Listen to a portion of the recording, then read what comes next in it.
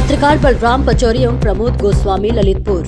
आंगनबाड़ी कर्मचारी व सहायिका एसोसिएशन संगठन ललितपुर द्वारा प्रधानमंत्री मुख्यमंत्री को संबोधित ज्ञापन जिलाधिकारी ललितपुर को सौंपा। ज्ञापन लेने आई हूँ। मैं आंगनबाड़ी की जिला अध्यक्ष प्रतिभा कौशिक हूँ।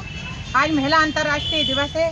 इस ललितपुर जनपद से बुंदेलखंड की धरती से मैं माननीय प्रधानमंत्री जी को, माननीय मुख्यमंत्री जी को एक संदेश देना चाहती हूँ कि आंगनबाड़ी कार्यकर्तियों की जब भी लोकसभा और विधानसभा में बात रखी जाती है विपक्ष के द्वारा या पक्ष के द्वारा, तो हमारे विभागीय मंत्रियों द्वारा उस बात को गोलमोल करके दबा दिया जाता है।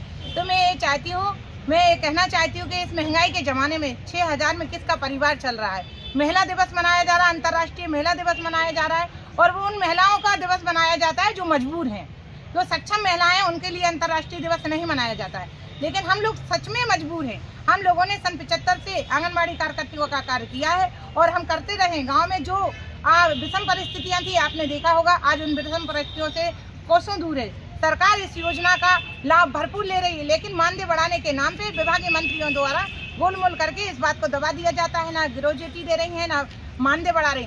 आपने देखा है हमारे अन्य प्रदेशों में हमारी आंगनबाड़ी बहनों को सम्मानजनक मानदेय दिया जा रहा है। पास ही में हमारे देखिए मध्य प्रदेश में बीजेपी की सरकार है, वहाँ पे 16,000 रुपये मानदेय दिया जा रहा है। पेंशन दी, रिटायरमेंट पे ग्रेजुएटी दिया जा रही है। हाई कोर्ट गुजरात ने भी ये आदेश दिया है, लेकिन उस आदेश का उत्तर प्रदेश सरकार कोई पालन नहीं कर रही है। और हम लोगों को ये घटिया मोबाइल दे दिए गए हैं, जिससे हम लोगों को विभाग का कार्य करने में बहुत कठिन परिस्थितियों का सामना करना पड़ रहा है। ना कोई नेट की व्यवस्था है, ना कोई हम लोगों को इसका रिचार्ज दिया जाता है। फोन भी 2GB और 3GB दिए गए, जिसका कोई काम नहीं है। घटिया किस्म के मोबाइल दे दिए गए। बजट इनका घोटाले होते चले जा रहे हैं। मैं सरकार से ये कहना चाहती हूँ कि यदि आपको विभागीय कार्य अच्छी तरह से करवाना है तो हम लोगों को सही संसाधनों का उपलब्ध करवाया जाए और हमारे लिए ग्रेजुएटी दी जाए, हमारा मानदेय वृद्धि की जाए, और जो भी हमारा पैसा है हमारे कोटेदारों के माध्यम से जो राशन आ रहा है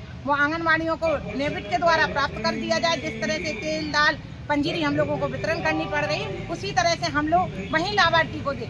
लाभार्थी दो राय में नहीं रहे। 6 महीने बाद हम लोगों के पास चावल आया है, लेकिन हम लोगों का कोई नहीं सुन रहा है। जिला पूर्ति अधिकारियों के द्वारा या उत्तर प्रदेश सरकार के द्वारा जो भी हम लोगों को प्राप्त कर दिया गया है, हमारी आंगनबाड़ियों ने कहीं प्राप्त कर लिया है, कहीं प्राप्त कर रही है और उसका वितरण हो रहा है।